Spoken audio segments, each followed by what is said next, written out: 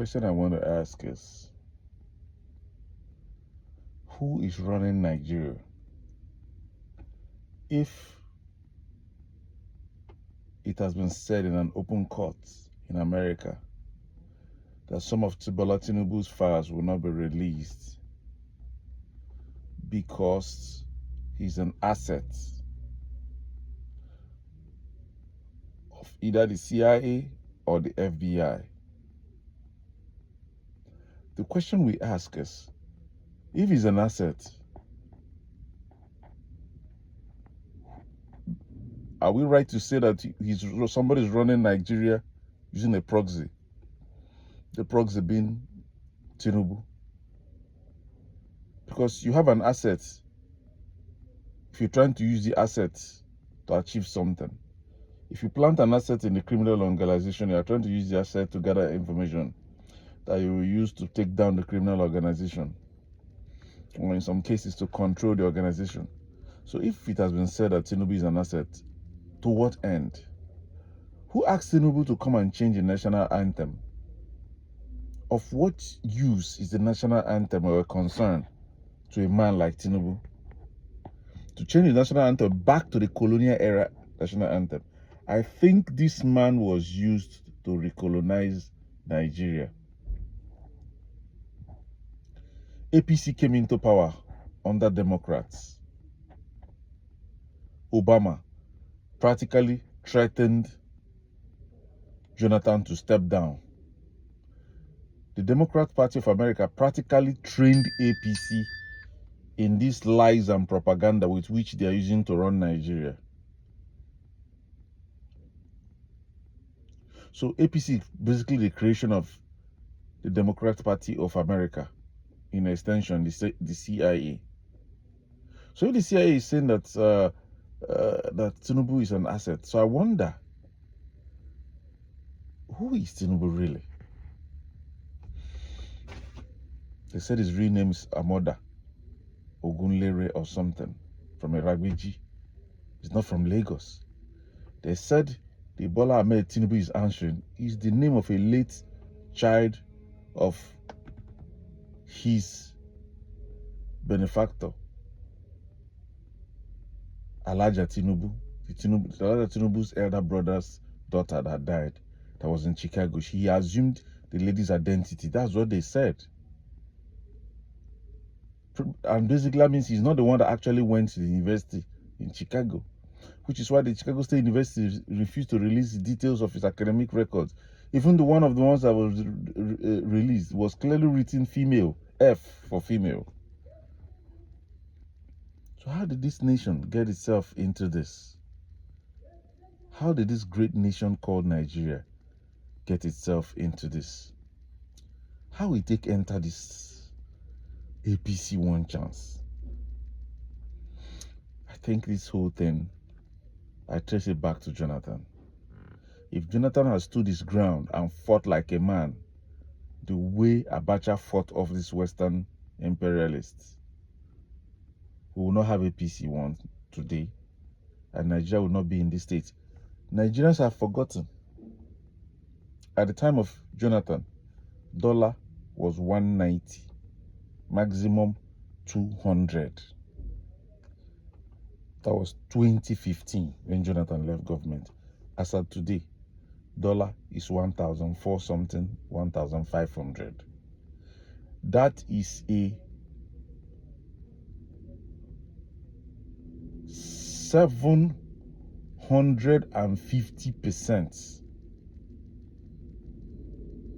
decline of a country's currency value in 11 years. First of all, Buhari took it to 700 unofficial, which was what is accessible to every businessman, and 400 naira official, which is accessible to the Dangotes and the big businessmen. At that time, it was disastrous enough. This man came in 1 year, took it from that 400 official rate to this now 1,500 naira. At the time, they tried to bring it down to 1,000, and Cardozo was invited to US, one of the talk shows or one of these shows all these economic forums, and they were asking them, how did you manage to bring it down? And the man was laughing and telling them, because they don't want any African country that has raw material to have strong currency. The math is simple. If you're exporting raw materials, your value of your currency has to be high for you to maximize value. If you're a producing nation, you produce end products, finished products, the value of your currency have to be low for you to compete. But reverse is the case. You heard Tinubu say the plan is to reduce the purchasing power, increase the dragnet. People said he didn't know what he was saying. He has implemented it.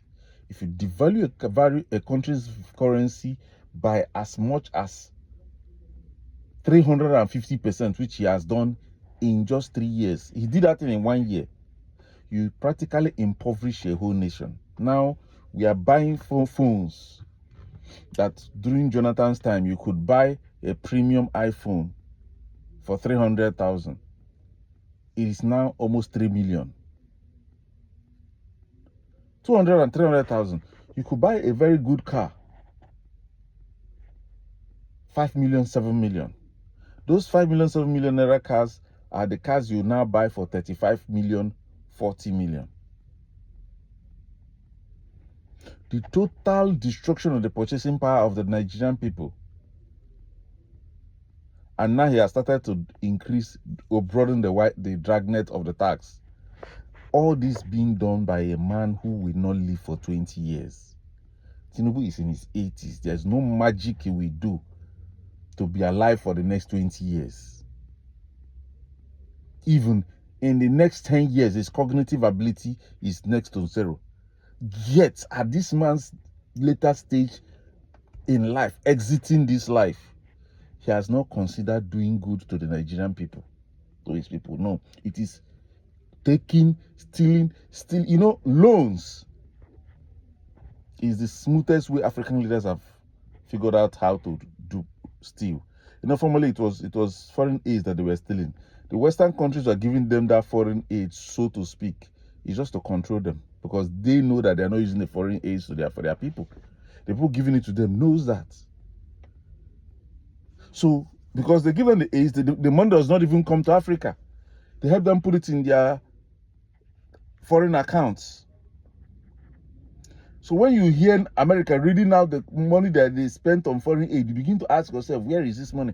It does not come to Africa. It goes to African government officials. That's why they keep implementing the policies of this Western government at the detriment of their own people. And in the next 50 years, all these men that have done this evil will die, and they will live. They are not thinking, what country are they living for their people?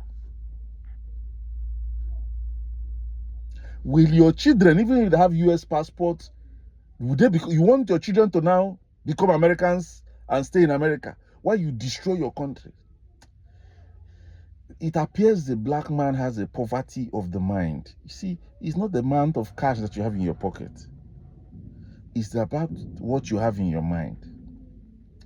My prayer for Africa, Nigeria especially, is for God to raise people that will love this country.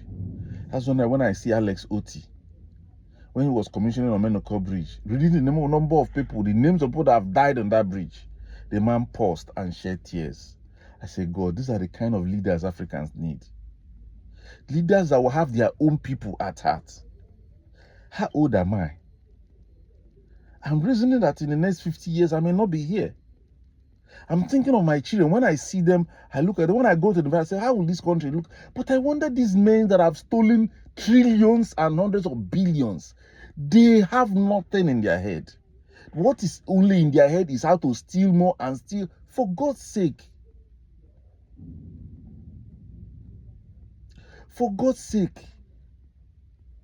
If you spend 1 million naira every day, the most you can spend in a year is 365 million. 10 years is 3.65 billion. 100 years is 35 billion. None of these politicians can live additional 100 years. So even if they spend 2 million naira every day, They can't finish some of the money, but you see these people stealing trillions and trillions and trillions. You ask yourself, what are these guys?